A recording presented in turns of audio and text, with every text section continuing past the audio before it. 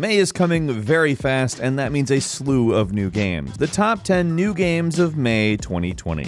Starting off at number 10, it's Someday You'll Return. I think it's probably best just to say right up front, the developers have said multiple times that it draws inspiration from Silent Hill, The Vanishing of Ethan Carter, Resident Evil 7, and Outlast 2. Now, altogether, those are some pretty varied titles, so it's important to maybe note a little bit of the story, too. Basically, you play as a guy whose daughter has run away before. However, this time she's run away to a forest that you swore you would never return to, due to some traumatizing events that happened there when you were a kid.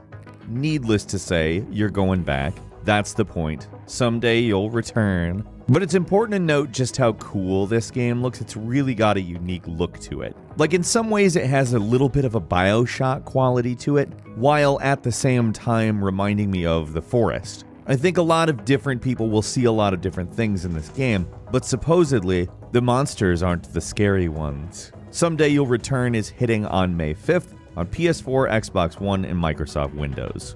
Moving on to number 9, Population Zero is an absolutely gorgeous new MMO survival game where there are 168 hours left until human extinction. Now, the reason I think that the premise just on its own is automatically great because survival games are usually meant to go in perpetuity. However, not so much here. The goal is obviously to survive as long as you can in most survival games, and here you only have 168 hours. It's got PvE, it's got PvP, and did I mention it's gorgeous? Like, if you're looking at the footage, you know exactly what I mean. This is a beautiful game. It's got such a good grasp of color that it reminds you of some of the things they promised No Man's Sky to be and then made it over the following 2 years after its release. It's beautiful. It's in early access too, so we know that they're not pulling a No Man's Sky. We know what the game is at this point. However, the full version of Population Zero is hitting Microsoft Windows on May 5th.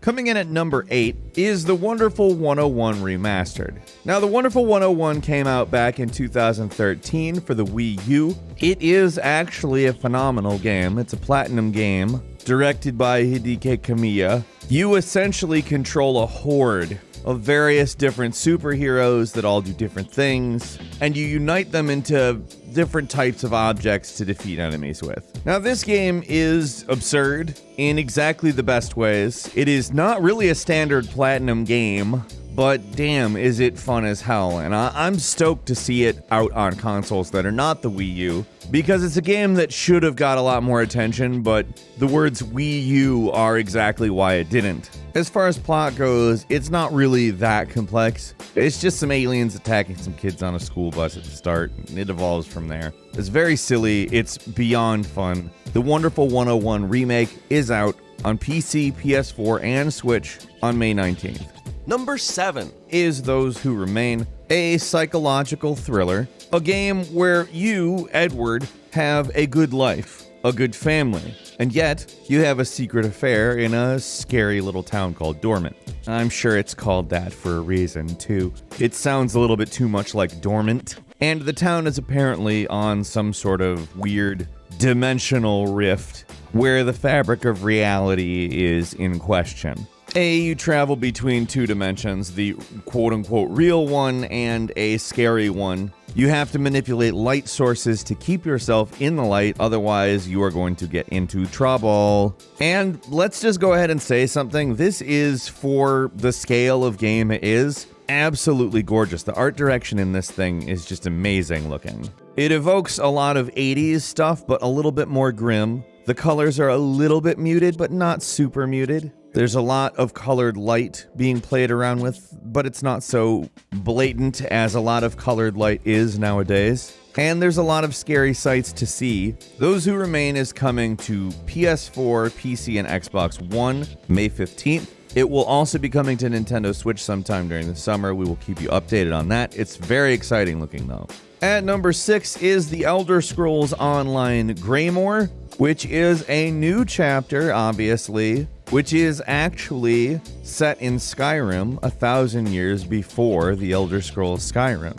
Now, it's obviously not the full Skyrim map, it is Western Skyrim. Essentially, what you're tasked with doing in this DLC is stopping a vampire lord. It is a continuation of the Harrowstorm story, and the story it's telling will continue to be told throughout the entire year. Now, I'm just gonna go ahead and say this, like, The Elder Scrolls Online is a way better looking game. It's, for the most part, a better working game than most Bethesda games. They made an engine specifically for it that does what it's supposed to do. I think we all know my gripes with Bethesda using their same engine over and over again. I don't need to retread them. I'm looking forward to exploring Skyrim in The Elder Scrolls Online, and I will be doing so when it hits on May 18th. At number 5 is Ninjala, which is, I'm just going to go ahead and say it, a game I'm really excited about. I really didn't hear about it until fairly recently, and it gives off these serious Splatoon vibes.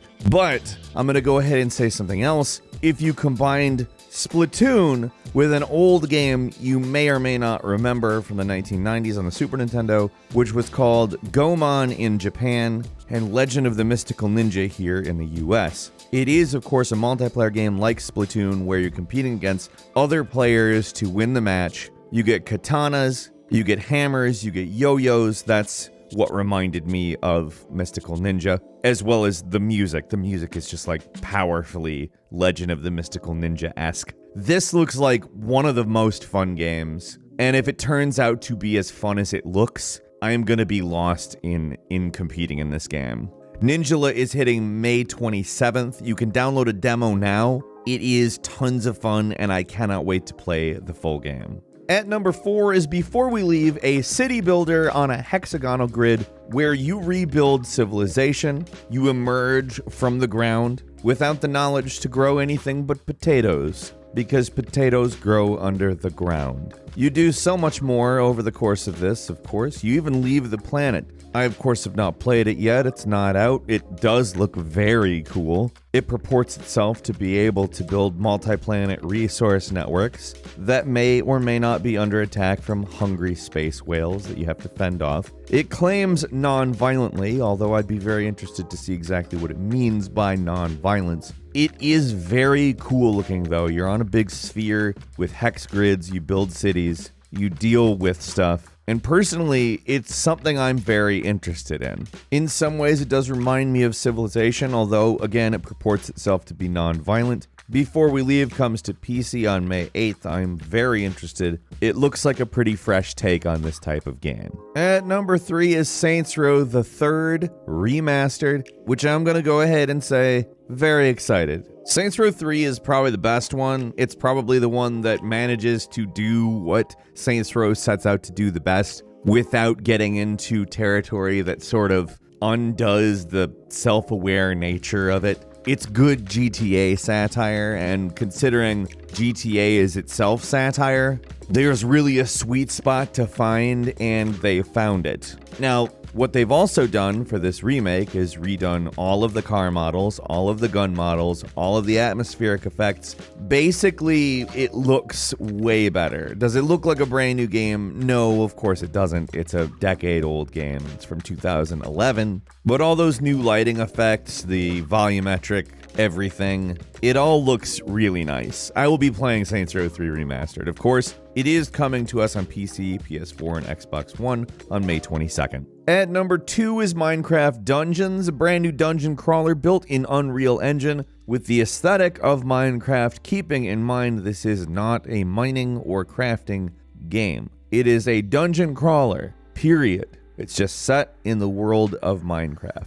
Now that, of course, means they have to take some liberties. Those liberties, to me, look as though they fit with what they're trying to do. However, there is no class system. You essentially start from scratch and build your character in the same way you might consider building a world in the Minecraft. Personally, I think this is actually a pretty good looking game. I love the lighting. They've really gone for a good look with it. It obviously does look like Minecraft, however, it doesn't have the same sort of stale lighting of Minecraft, and let's just go ahead and say Minecraft RTX has sort of ruined that look for me in some respects. So I'm quite thankful for the fact that it looks the way it looks, instead of like vanilla Minecraft. Minecraft Dungeons hits PC, PS4, Xbox One, and Switch on May 26th.